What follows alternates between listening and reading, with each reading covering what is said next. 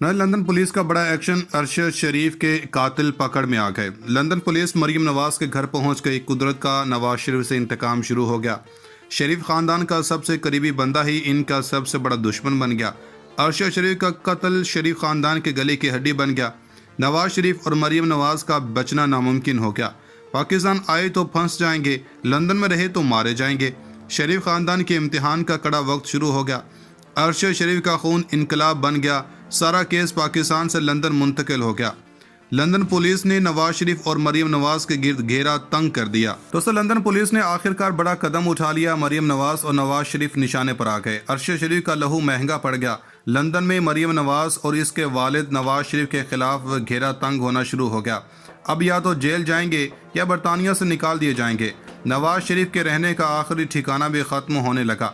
इमरान खान की कही हर एक बात सच साबित होने लगी। अरशद शरीफ के लहू ने मरियम नवाज का जीना हराम कर दिया। कुदरत का मरियम नवाज और नवाज शरीफ से इंतकाम शुरू हो गया। इंसाफ होकर रहेगा, बड़े फैसले करने का वक्त शुरू। अरशद शरीफ की मौत पूरी नून लीग पर भारी पड़ गई।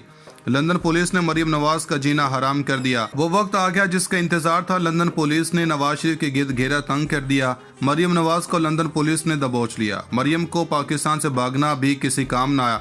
पाकिस्तान की सियासत में अवाम का ख्वाब पूरा होने लगा। मरियम नवाज ने जिस तरह करप्शन की है वो पाकिस्तान का बच्चा बच्चा जानता है। इनका मशहूर ज़माना बयान, मेरी लंदन तो क्या, पाकिस्तान में कोई प्रॉपर्टी नहीं, तो पूरी दुनिया जानती है। बाद में इनकी लंदन में जायदादें निकल आईं, लेकिन अफसोस के साथ इनका इमरान खान के हुकूमती दौर में भी एहतसाब न हो सका।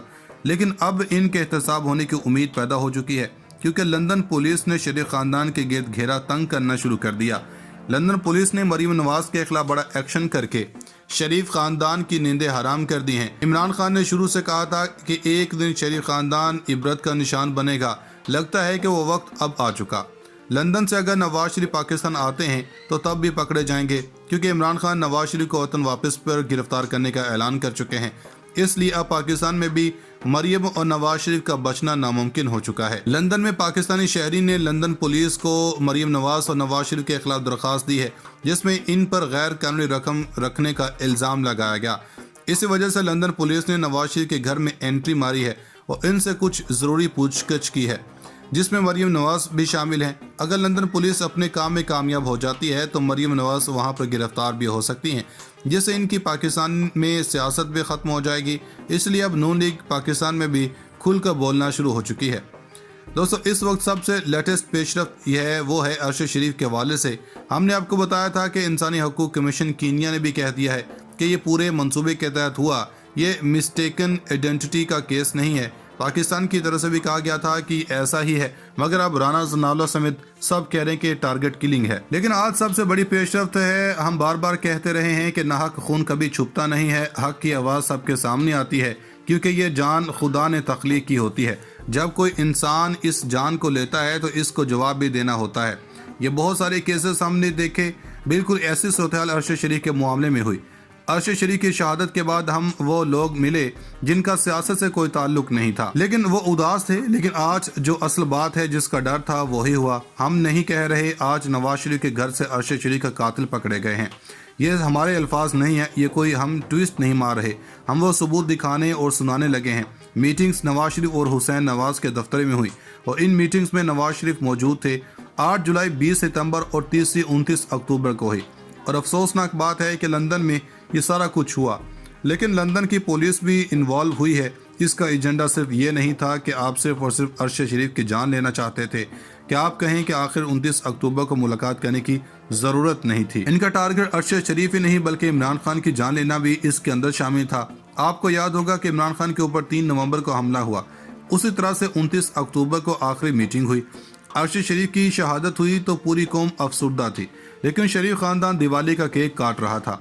और इसके बाद मरियम नवाज शरीफ ताने देती नजर आ रही थी इस तरह की डेड बॉडी वापस भेजने के मामला को लेकर। लेकिन आप हैरान होंगे कि अब ये सारी गेम मीटिंग हुई है।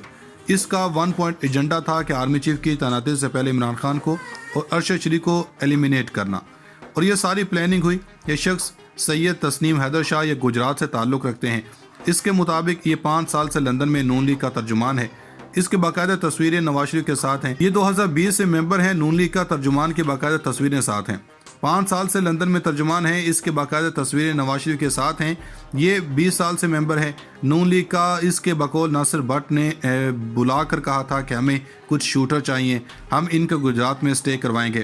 انہوں نے کہا کہ جب میں نے یہ نہیں کیا تو ناصر بٹ کے مطابق انہوں نے شوٹرز ارینج کر لیے تھے۔ ان کے مطابق ٹارگٹ یہ تھا کہ وزیر آباد میں کھیل ختم کرنا ہے۔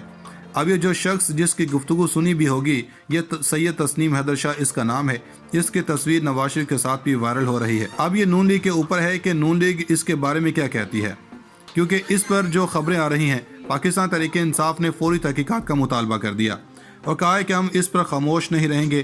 اب چیف جسٹس کی ذمہ داری ہے کہ وہ ان کو بلائیں اور ان کا ٹرائل کریں، اور تحریک انصاف نے اب باقاعدہ طور پر اپنے آفیشیل ٹویٹر ہینڈل سے بھی کہہ دیا۔ ڈاکٹر ارسلان حیدر کا بھی آ گیا۔